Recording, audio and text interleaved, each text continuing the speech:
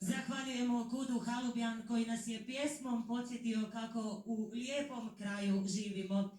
A naš je kraj postao još ljepši sada kada je dobio kuću Halubajskega zvončara.